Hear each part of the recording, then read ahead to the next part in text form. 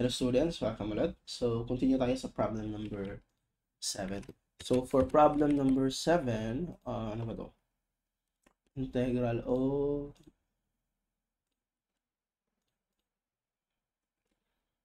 x squared over x cubed minus 1 to the power 4 dx. Tama, no?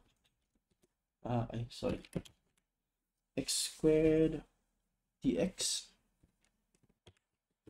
So, x squared, x cubed.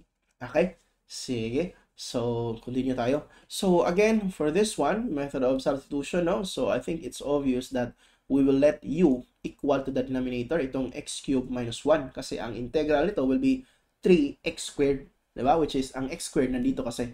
Now, wag kayong mag-alala sa 3, that's just a coefficient. We can simply multiply the numerator with 3 so that it will be equal to du. Okay? Sige. So, same pa din. U is equal to the denominator, which is x cubed minus 1. So, which means du should be equal to 3x squared. And then, anyway, ang derivative ng constant, negative 1, is equal to 0. And then, wag natin kalimutan yung dx. Yan. Okay? Now, again ha, sir, paano mo nalaman na ang denominator should be u and not the numerator? So, always check, no? Kung, imagine, if the numerator is u, meaning u is equal to x squared, then the derivative would be 2x. Saan mo hanapin yung 2x na yung denominator is x cubed man? Okay? So, usually, ang u natin is an exponent higher than the other term. For example, ang dalawa, diba? X squared at saka x cubed. Therefore, ang u should be yung x cubed. Para ang derivative ng x cubed is x squared man, diba? 3x squared. Okay? So, I hope okay tayo dyan. Sige. So, with that, I think diretso na, no? Palitan natin agad. So, ang problem lang natin, before pala natin palitan, notice, ito, we can make this one as u. Ang problem, this is not u. But ang problem natin is, ang du should be 3x squared dx. So, we need to multiply our numerator with 3 para 3x squared dx. But again, since na-multiply natin siya by 3 para mapalitan natin to ng du, itong 3x squared dx, mapalitan natin yan ng du, we multiply the function with 3. Yung equation natin, na-multiply natin by 3, and then it's not allowed, diba? Kasi nga, it will change the value. However, if we neutralize it with 1/3, although nag-multiply tayo by 3, we also multiplied it by 1/3. So actually, it's just the same as multiplying it by 3 over 3 or 1. So, yan. Okay na sila. Sige. So, with this, we did not change anything in the function. And then, diretso na. We did not change the value of the equation. So, diretso na. So, this will become 1/3. Ito, this will become u. And then, yung itaas will become du. So, anyway, palitan ko lang ito ng 1. Ito yung du. Okay? So, again, itong function na to, this is the same as dito sa itaas. And then we can easily apply the basic integration formulas. I believe this is the second one. However, we need to set the variable u. Dapat nasa numerator kasi yan. So para ilipat natin yan, we can write it as u. Same pa din, u to the power 4 pa din. However, since baliktad, no, reciprocal, so we have minus negative 4 ang exponent. Okay, and then with this, we can now apply yung second equation natin.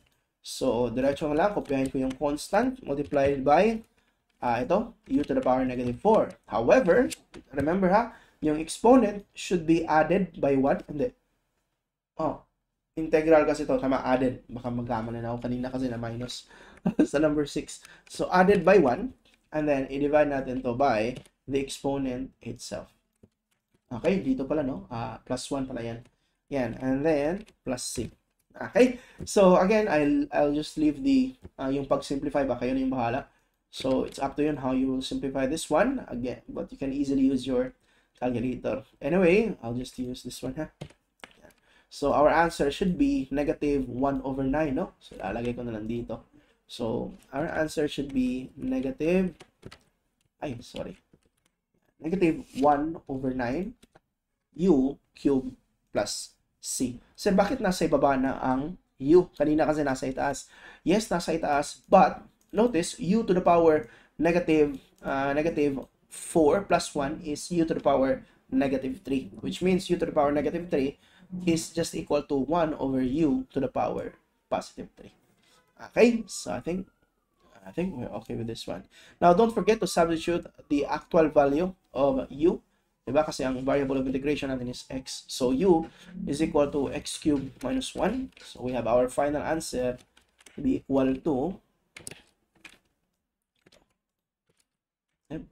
palitan natin yung u, that's x cubed minus 1. Okay. Ayan. Anyway, let's try to check daw sa answer key natin. By the way, if wala kayong answer key, yung tinuro ko to check, just solve the derivative of the function using, or the answer using your calculator.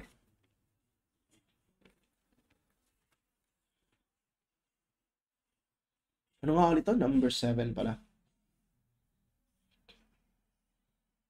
Tama. Okay lang. Sige. So I think that's it. If you have any questions or clarifications, comment lang sa baba, and then proceed tayo sa problem number 8.